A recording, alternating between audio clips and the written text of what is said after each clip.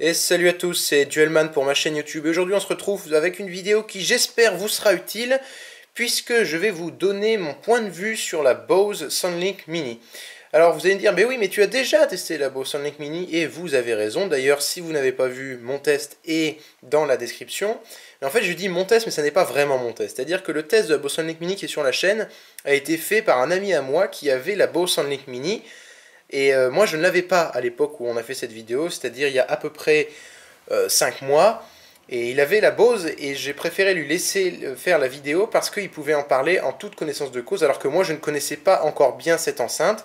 Mais j'ai désormais acheté cette enceinte et j'ai depuis quelques semaines et je sais donc, je me suis forgé mon propre avis et je veux vous dire ce que j'en pense, parce que si vous me suivez depuis un certain temps, c'est que vous devez entre guillemets apprécier mon point de vue quand on parle d'high-tech.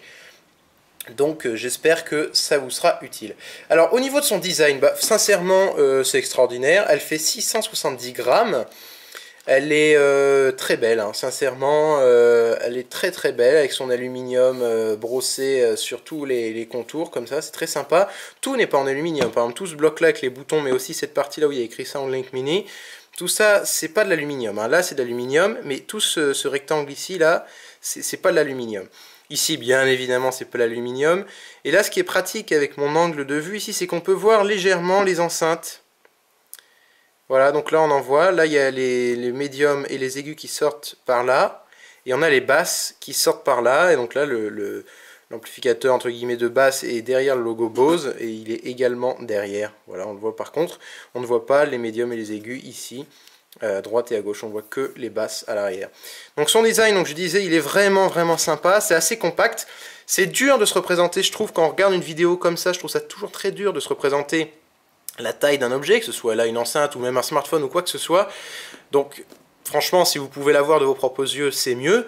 Mais franchement, elle est compacte. Elle n'est pas trop lourde, comme je disais, 670 grammes, mais c'est quand même grand, hein. Enfin, c'est quand même lourd, 670 grammes, mais quand on l'a dans la main, on a vraiment une sensation de solidité qui est très agréable, et ça n'est pas du tout lourd. Mais quand même, si vous la prenez dans un sac, puisque Bose axe beaucoup sa communication autour de sa mobilité, de la mobilité de cette enceinte, et bien sincèrement, vous le sentirez quand même très légèrement dans un sac, mais ça reste très correct. Donc son design est superbe, hein, tout est très bien fini, sauf une petite chose. Donc là, c'est vraiment pour être tatillon, mais je l'ai remarqué tout de même.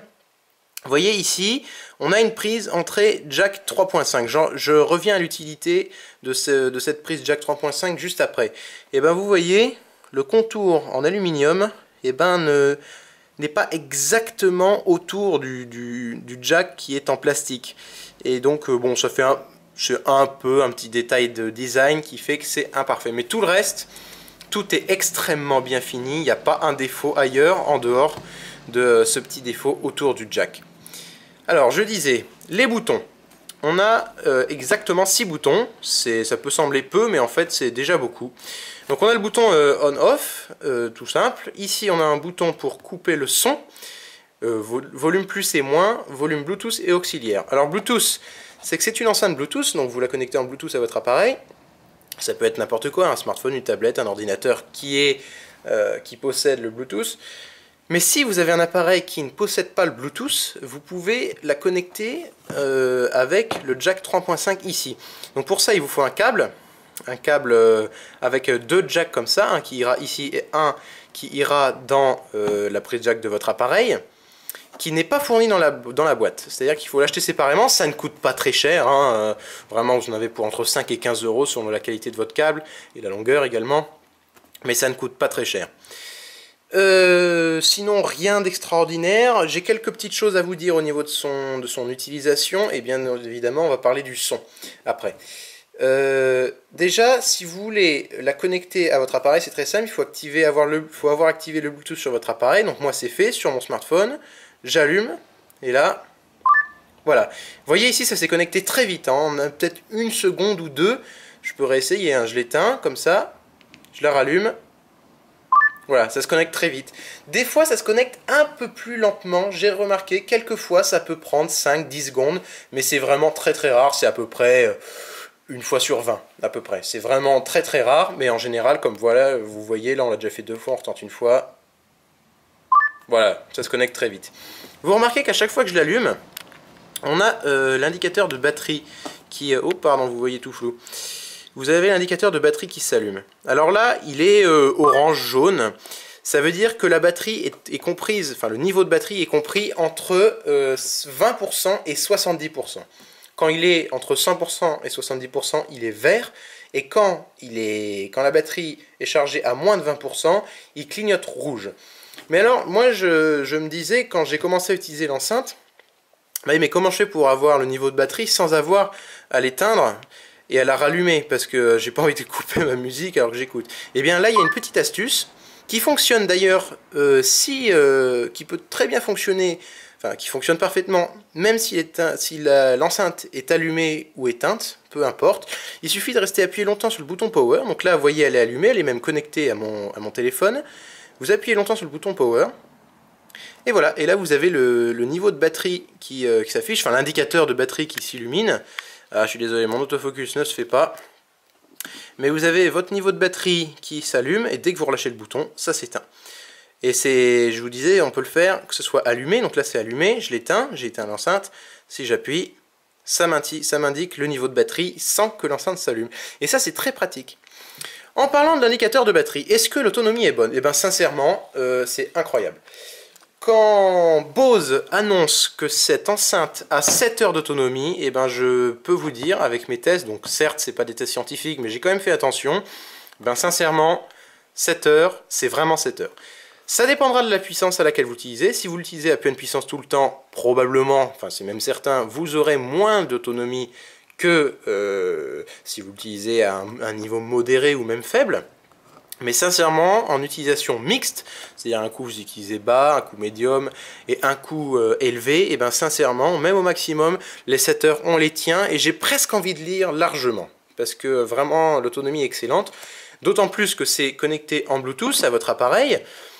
Et donc on pourrait dire que ça consomme plus qu'un simple jack que vous pouvez connecter ici avec la prise auxiliaire ici, que ça pourrait consommer moins en auxiliaire qu'en Bluetooth. Sincèrement, je trouve que le Bluetooth ne consomme pas forcément beaucoup plus qu'une prise jack.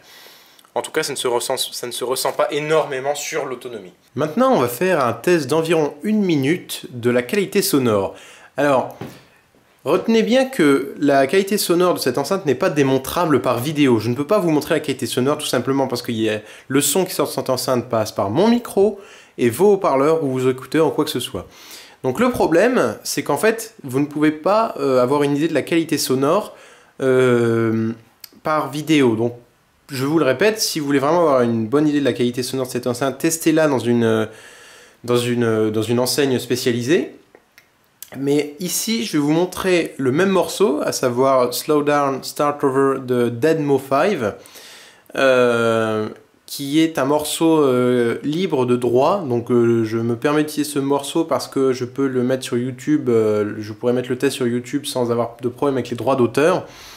Et je vais juste mettre un niveau relativement faible, niveau moyen et niveau maximum de l'enceinte pour que vous fassiez une idée de la qualité en termes de saturation.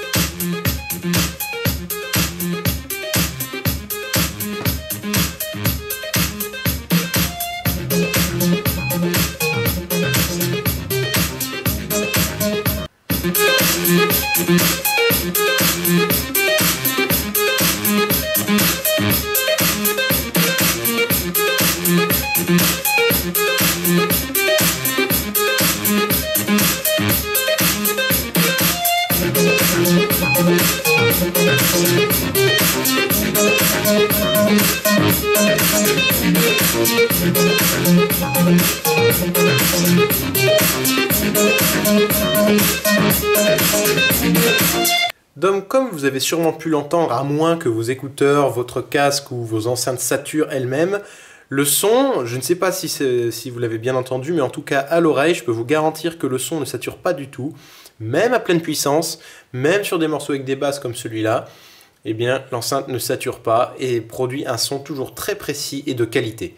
Ce qui est réellement impressionnant. Donc niveau son, encore une fois je vous le répète, essayez de l'essayer par vous-même sur votre style musical, enfin les styles musicaux que vous écoutez. Ça sera beaucoup plus simple de savoir si cette enceinte vous correspond ou pas.